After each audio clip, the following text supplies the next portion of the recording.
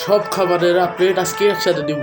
Black metal গাপ্পি বাচ্চা দিল, red মস্কোর বাচ্চা কত বড় হয়ে গেল, রেড প্লাটি কত বড় হয়ে গেল, রেড মলি কত বড় হয়ে গেল, জেব্রা কত বড় হয়ে গেল, জেব্রা কালার আসলো নাকি, সব একসাথে দিব। হ্যালো গাইস, আসসালামু আলাইকুম, welcome to my YouTube channel. আপনারা ইতিমধ্যে জেনে গেছেন যে আমি কি না ভিডিও বানাবো, আমি মাছ নেওয়ার ভিডিও বানাবো, ব্লগ ভিডিও বানাবো, সব ধরনের ভিডিও শেয়ার করবো। এই জায়গায় তিনটা ট্যাঙ্ক দেখতে পাচ্ছেন, একটার মধ্যে কিছু বাচ্চা রাখুন ব্ল্যাক মেডালের, একটার মধ্যে সিম, একটা মানে মন্টেন মলি রাখছি, মানে ব্রিডিং করাইতেছি, বাচ্চা পাবো খুব শীঘ্রই।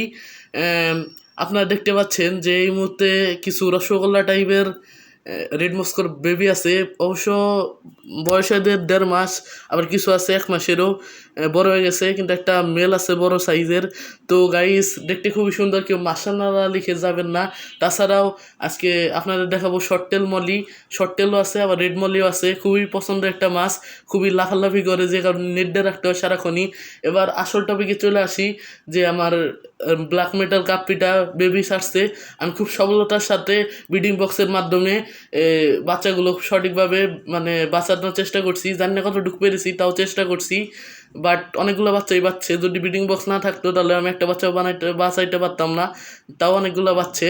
তো গাইস, ইতিমধ্যে যারা যারা অনেক বন্ধু ভিডিওতে দেখে ফেলছো, তারা সবাই গেছে, আমার একটাই অনুরোধ, সবাই সাবস্ক্রাইব বাটন একটা ক্লিক মারা দিয়ে যায়ও।